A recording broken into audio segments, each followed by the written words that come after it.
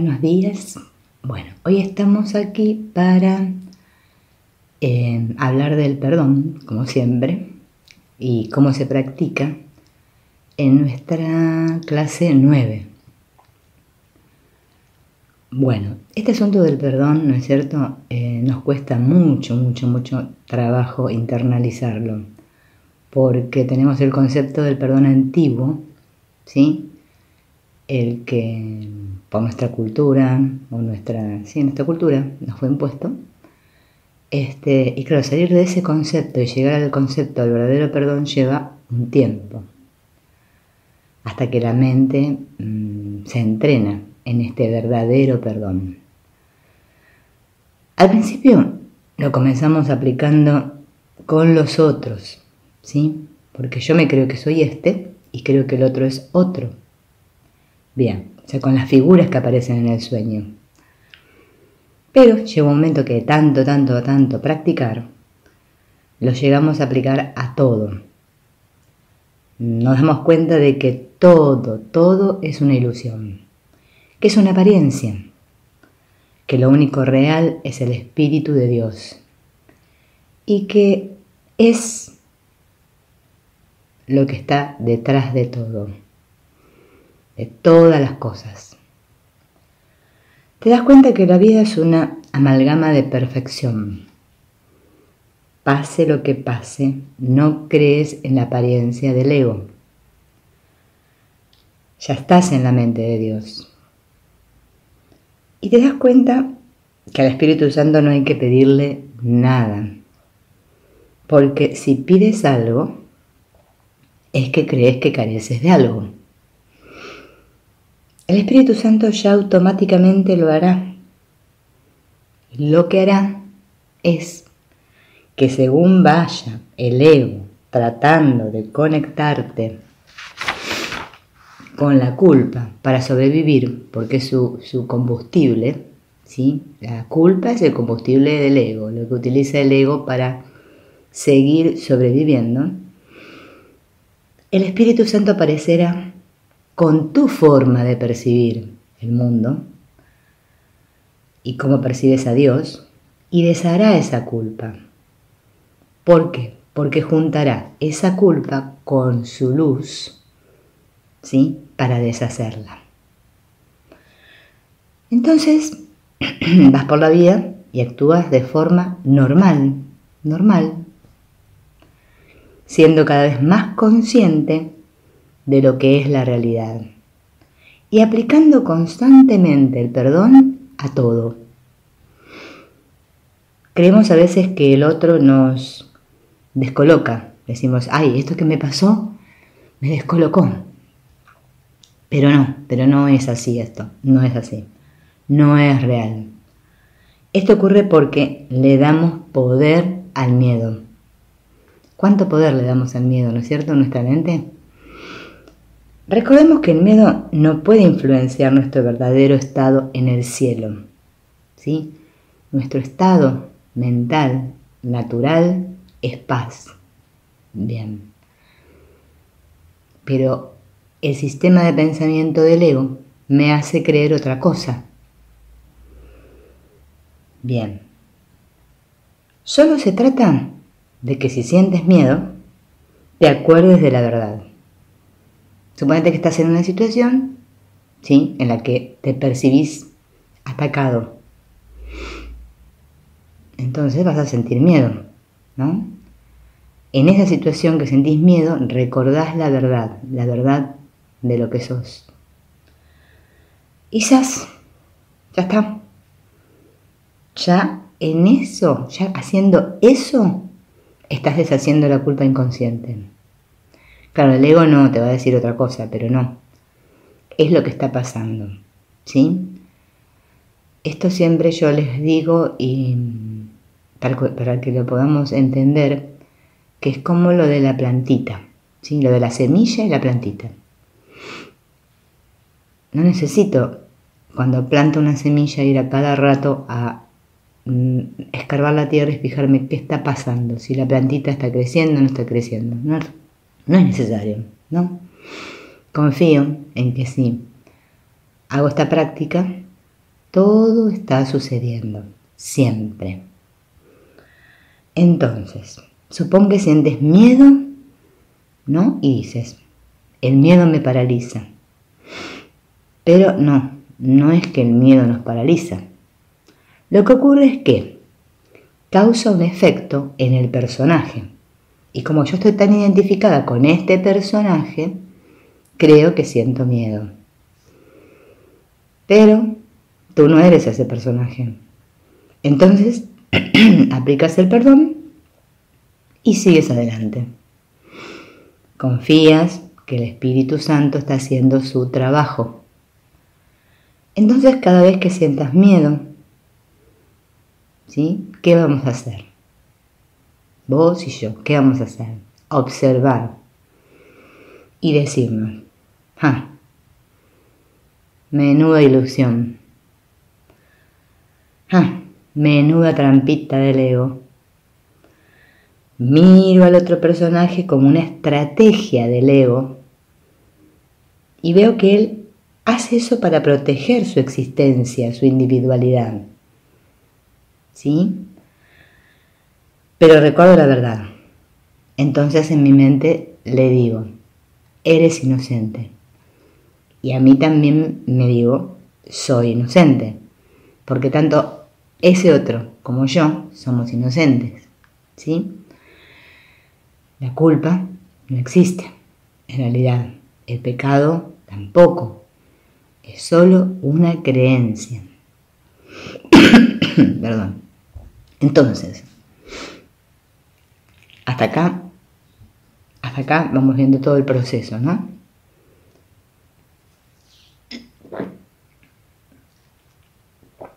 Recordar la verdad, ¿qué sería? Que haga lo que haga el otro, o haga lo que haga yo, seguimos siendo inocentes. Y así es como nos liberamos. ¿Sí? Si yo digo que practico el perdón, pero estoy continuamente atacando, criticando ahí fuera, tengo que darme cuenta, ser consciente que todo eso que yo estoy juzgando ahí fuera está en mí. ¿Sí? Porque en realidad nadie me está haciendo nada. Porque si yo sigo en eso y yo digo, yo soy una buena practicante del perdón, pero sigo viendo ahí fuera personajes que hacen cosas que están mal, obviamente, ¿no es cierto? Que ese contenido, todo eso que yo veo, es el contenido de mi mente, si yo lo estoy percibiendo. ¿Quién está percibiendo? Bueno, recuerden que cuando la alocada idea cruzó la mente de Dios y pensamos, ¿qué pasaría si viviésemos separados de Dios? Ahí fue donde empezó todo este lío. Nosotros somos creadores como Dios. Dios crea y se extiende. Nosotros también creamos y nos extendemos. En ese momento pensamos, bueno, soy como Dios. Tengo las mismas cualidades que Dios. ¿Qué pasaría si me independizase de Él y tratase de ser algo diferente? Podría haber funcionado esto, pero parece que hubo fallos. No resultó. Esto es como cuando tenés un robot, vamos a imaginar un robot, y el robot piensa, ¿qué pasaría si me desconectara o me independizara de la corriente eléctrica? Y de pronto, se desenchufa el robot. Y al hacer esto, ¿qué le pasa al robot? Muere. Bueno, nosotros como mente hicimos lo mismo, nada más que nosotros no podemos morir, porque somos tal como Dios nos creó. Pero como yo me creo que soy este cuerpo, sí creo que puedo morir. Fíjate la trampita. A la mente se le ordenó que creara algo que iba contra su naturaleza. Entonces lo que hizo fue que en vez de crear, ¿sí?, en vez de extender la verdad, creó una ilusión, porque no podía realmente atacarse a sí misma. Y ahí, ¿qué pasó? Que se creó el ego. La mente creó el ego. Por eso el ego trata de proteger la separación.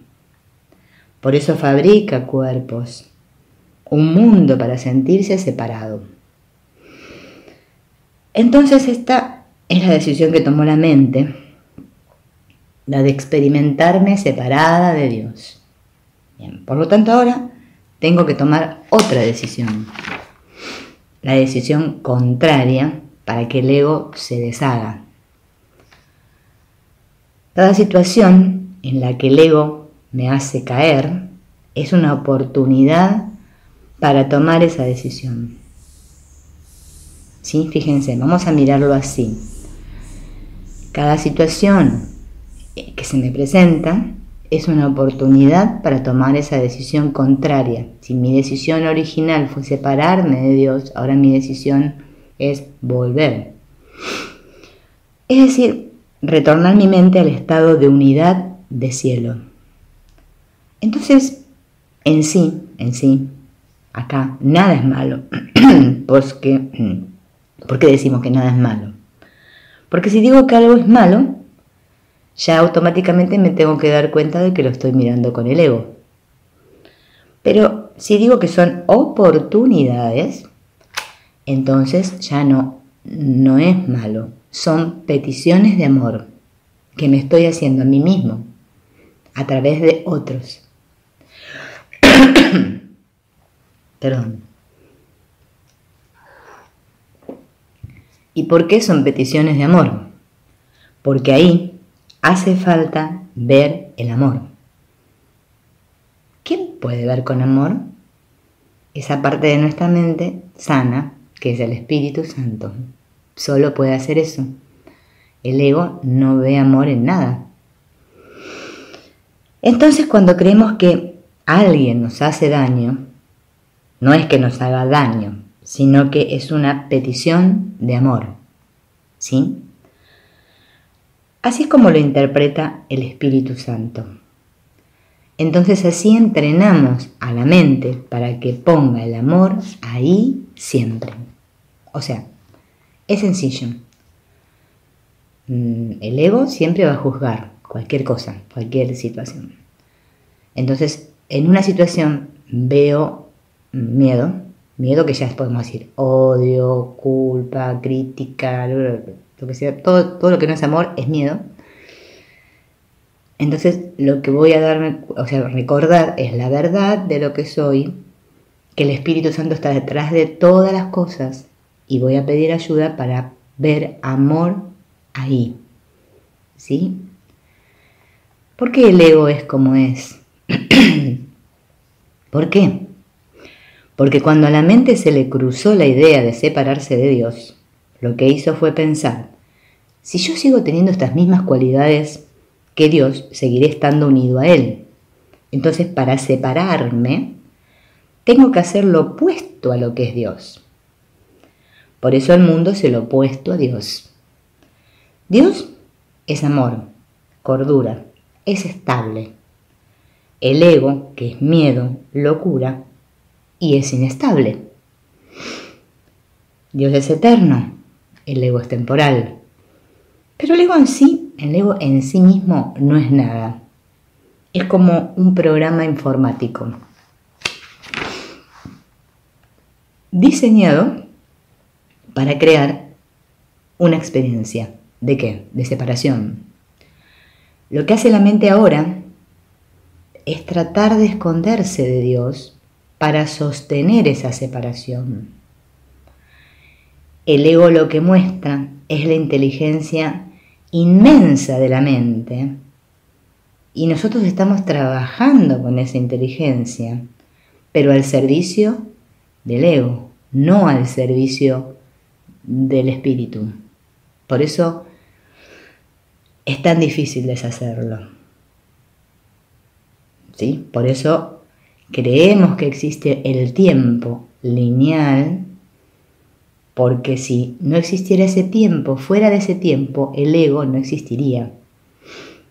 Por eso el ego nos hace creer en la idea de evolución, de evolucionar, que cada vez, ¿no es cierto?, como el ego va sobreviviendo por ensayo y error, prueba, me salió bien, me salió mal. Así vemos cómo funciona el mundo, ¿no? Cada vez se hace más complejo, cada vez es más complejo. Bien, entonces, ¿qué es lo que tenemos que hacer? La única solución, ¿sí?, es ver inocencia en todo. Eso disuelve al ego. La inocencia desactiva al ego. Es lo único, ver inocencia. No creas en el ego, no existe, no es real. El único maestro aquí, ¿quién es el único maestro aquí? El Espíritu Santo. Y la única forma de conectar con él es ir practicando el perdón. Entonces, practícalo. Porque yo sé que al principio, ¿no es cierto?, estamos tan perdidos, nos sentimos tan perdidos, cuando empezamos este camino, que buscamos maestros externos, ¿sí? Y esos maestros externos, bueno, son pasos para llegar a darme cuenta que todo está en mi mente, ¿sí? Y que la práctica y la conexión con el espíritu, con el maestro interno, ¿sí?, la tengo que llevar a cabo yo en mi mente. Y que es muy sencillo. Pero claro, recordá que el ego y el Espíritu Santo son uno solo, ¿sí? Solo hay uno. Nosotros creemos que hay muchos egos. Si yo critico el ego de otro, en realidad estoy criticando mi ego, porque hay uno.